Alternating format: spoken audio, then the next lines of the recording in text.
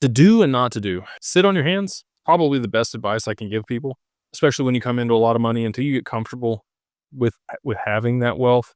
Probably sit on your hands. Don't splurge, don't get emotional, don't make poor choices. We had a call the other day and we talked about I actually went out to dinner with a very wealthy individual. He structured multiple billion-dollar deals out in Silicon Valley, been in the game a long time. I've worked with Apple and Bank of America back in the day. We were talking about things and he said, sometimes it's best to just wait 24 hours.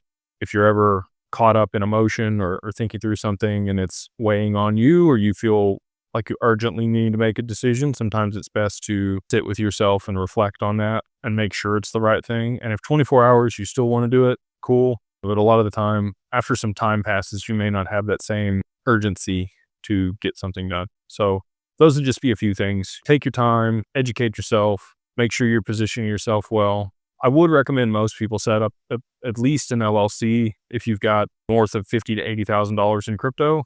Structure a company to manage those assets. If those are in your personal name and you're selling them or you're using to produce income, you're going to be stuck with the taxes. And I'm just like everybody else. I hope the IRS just completely goes away. Believe me.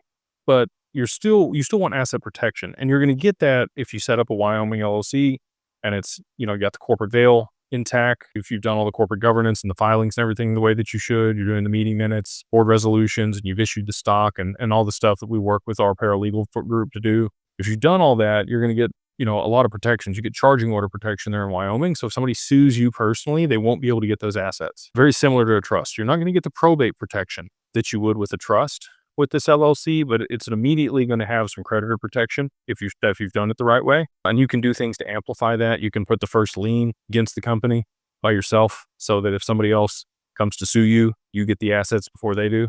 A lot of things we structure that way. You can put minority interest on the cap table, add people to the bank accounts. There's a lot of things that you can put in place to make a company far less valuable, one, and two, mitigate the risk of anybody being able to take anything from you or freeze your bank accounts. We work with people to do all of that and more, establish the company, move your assets in there without any tax implications, set things up the right way to manage your digital assets, pay yourself, mitigate taxes, and also have the most flexibility on the other side of price appreciation to establish your estate, your trusts, and all the other stuff that people want to put together, insurance policies, buy large toys, all the fun stuff.